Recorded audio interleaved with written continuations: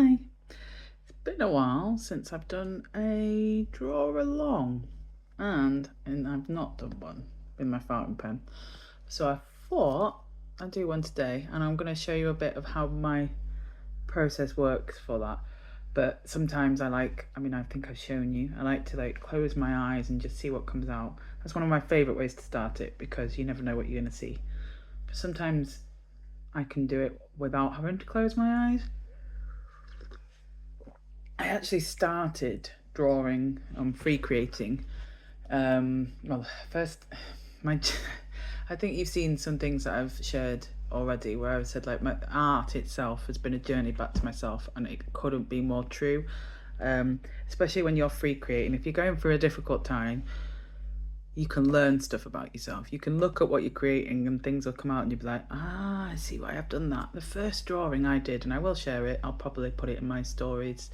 But the first drawing I did in 2019 when I first started, obviously I've been doodling here and there, but I've been a graphic designer primarily on the computer because I was a self-taught graphic designer.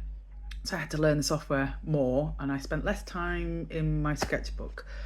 I now prefer my sketchbook, as you know, but the first drawing I did, and I will show it, it was a watch, and on this watch the face was turned into a chef, and it had little legs. So it makes sense in this journey that I've taken now why I drew that right at the beginning. And this was when I was suffering with postnatal depression with my son after the birth of my son, and it's because you're the architect of your time. And by that, we have all noticed how time speeds up and slows down depending on how we are in the present moment. And I didn't think about it, just came out. It's the first thing I'd drawn, and at the time it was telling me to slow down. Like a lot of the drawings I did in the original part of my process, it was about calming my anxiety and getting me to slow down and getting me to be present in the moment because I couldn't get my mind to shut off. Now I'm not in that place and now art is different and I seem to be channeling different things through it, but that was the journey through the art. And I will at some point share a video of some of my art through these last 5-6 years that I've done on my journey back to myself, and you'll sort of see the process of it and understand it. And a lot of it had messages to myself along the way, like slow down or love. Love is the answer. I really highly stand for that. Love is definitely the answer. You need to love yourself first though before you can love anyone else, because if you don't love yourself, then you're not going to be happy even with love around you. You'll still feel lonely. It's just a matter of fact. You've got to learn to love yourself. Doesn't mean you like everything you do, and sometimes you're like, oh, why did I do that? But don't kick yourself for it. Anyway, my journey of art really has been one that has been back to myself, but the freeness of how I've approached it and the free creating has what has really allowed me to find my creativity too. I have loved some of the pieces I've come up with, and they are so unique. They're my unique voice. And when you start allowing messes and forgetting about perfection and stuff like that, you really do find yourself. And it doesn't have to be just with art, it can be with music. Play around. I'm learning drums. I play, just play around doing that. Obviously I'm learning the basic bits that it's saying, but I'm also playing. Everything that I approach now in my life, I approach with an aspect of play. And it's really, really important because your inner child still exists. You really should let it out sometimes, because life can be really, really tough if you don't. And sometimes we've just got to smile and enjoy life. And I started learning that through my kids. But now I've always been a bit silly.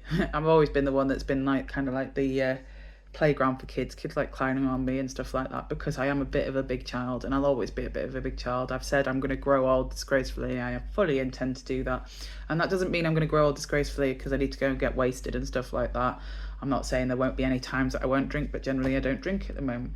I'm going to do everything that everyone says you shouldn't do because you're getting old. I am going to grow old disgracefully. I think everyone should. But anyway, I said we were going to do a drawing, so I'm going to show you. So here's my beloved fountain pen. I love it.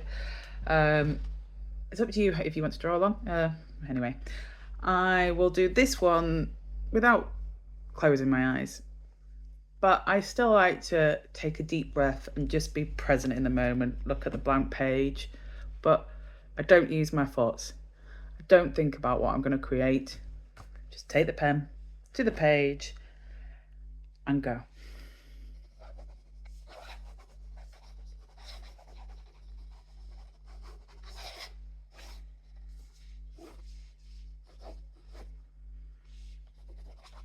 Now I've gone quiet, but you can hear that lovely scratching. It's one of those noises that I love.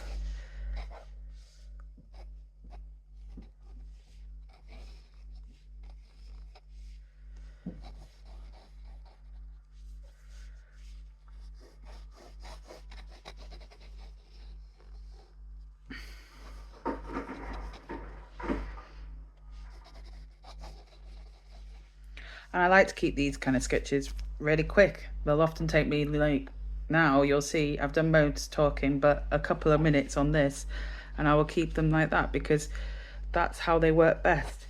It's free. Whether or not they make sense, whether or not they're for everyone, it doesn't matter. I love them because they have feeling in them. But I love them just for their freeness as well.